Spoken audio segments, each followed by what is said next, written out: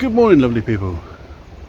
Hopefully the day's treating you well and you're not as soggy and as wet as Plymouth is at the moment. We're between rain events and the ground's a little bit too wet to work on. But today I would like to talk to you about green manure and its uses, its fantastic ability to fix nutrients, preserve the soil, and even provide an edible crop over winter. But we'll go into that later. There is one element to green manure that isn't often discussed, which is the termination of the crop. This stuff is the easiest to terminate, and today I want to discuss with you how to go about it. And it doesn't involve digging. It can involve digging if you want to, that's absolutely fine. But if you're a no digger like me, you don't have to chop and drop, you don't have to remove the crop, you can just smother it. Now then, under here is a crop of alfalfa, and it's been there for about 2 and a bit weeks.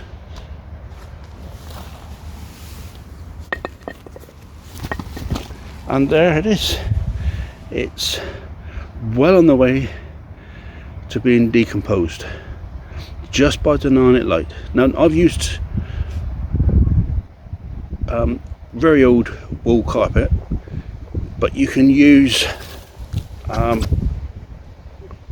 weed control fabric if you so wish, but better still you can use cardboard. It's a perennial, it's trying to grow again. Hairy vetch or winter tares is a hardy annual, which means that once you deny it light, it just dies off rather than any regrowth. So you won't get regrowth problems with this, and it's far easier to terminate using smothering. Hairy vetch is of course a legume. The ability of legumes is to fix nitrogen, and that's what makes this crop so special, as well as it's been easy to terminate through whichever medium you like. Now then, it actually looks like this. This is a tiny little hairy vetch that I dug up. It's been in the ground a month or so, and look at the amount of nitrogen nodules on there. Amazing. And whilst we're into the legumes, this is another one. This is a field bean that I've accidentally dug up, another very young plant, and again fixing plenty of nitrogen in so early into the autumn. Fabulous. Can't recommend these plants highly enough for free fertilizer. So for me this autumn, I've got a crop of field beans in one bed, fairly young. This is your typical elephant garlic up here and overwintering onions here. A crop of field beans here, well on. These are... Right, I'll pause the video here a minute because I want to quickly talk to you about pruning back field beans. Field beans will bush out far better if they're snipped back with the tips taken out. If you take those tips out roughly where I've indicated, the plants will become bushier and you can eat those tips as a spinach replacement. These are well established and they will soon smother the weeds that are trying to compete with them. If not, I'll give them a little helping hand with a hoe. This is alfalfa. Now this will be smothered fairly soon. It's done its job, hopefully, and we'll see what benefits it produces in the springtime.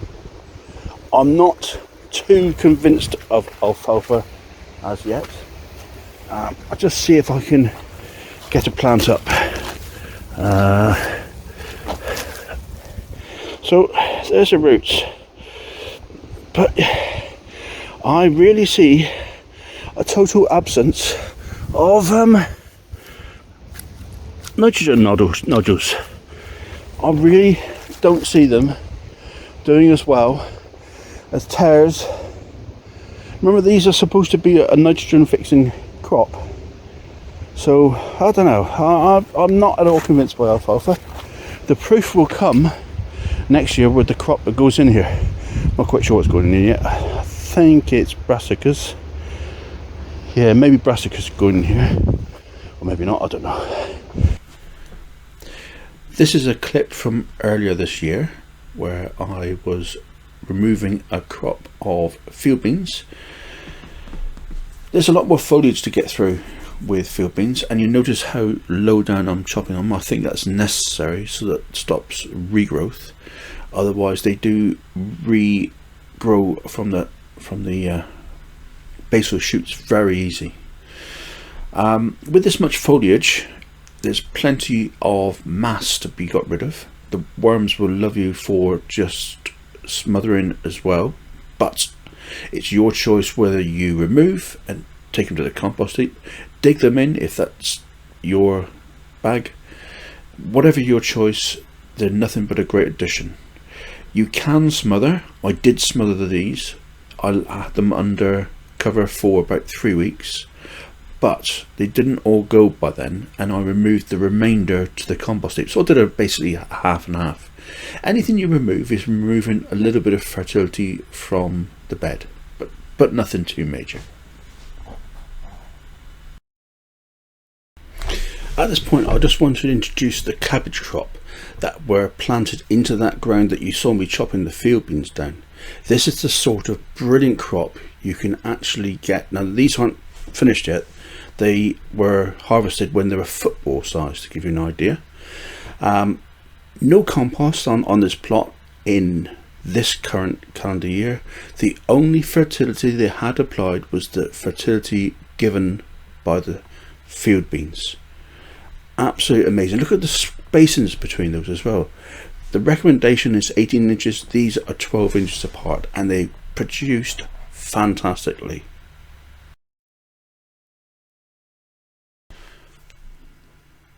One hidden benefit that you will get with any green manure is the protection of the soil over winter. We're having a period of excessive rain where I am, and any crop that's in the ground will help protect the soil. It's, you know, was the smaller, I guess it's this minimal protection, but as the winter goes on, it's only going to rain more anyway, and it will help retain the nutrients within the bed. Yes, you can cover crops. This is smothering alfalfa at the moment, but there's nothing better than a crop actually growing. This is just a graphic showing you how our local reservoir has completely filled up over this autumn. This bed is a crop of red clover that was underplanted the sweet corn. It's coming on. It's not looking fantastic. We'll have to see how it goes when it gets to springtime. This is just a little graphic that shows you the rough sowing times of when you can get away with it, showing that you can still sow field beans and peas. I don't grow mustards because of the risk of clubroot on my plot, and I don't bother with some of the other grasses because they can be hard to terminate. Thank you very much, guys. Thanks for joining me. See you in the next one. I just want to add in a little bit of maintenance of my carrot crop to the green manure video because I can't fit it anywhere else. There's your foliage that currently exists. I like to remove the foliage. It helps tidy things up, gives the pests nowhere to hide, and it will encourage a bit of new regrowth, but it will keep the crop nice and fresh, and you can remove the material from that was originally covering them. Just pointing out how I actually sow my carrots, which is a nice zigzag pattern. See you later, guys.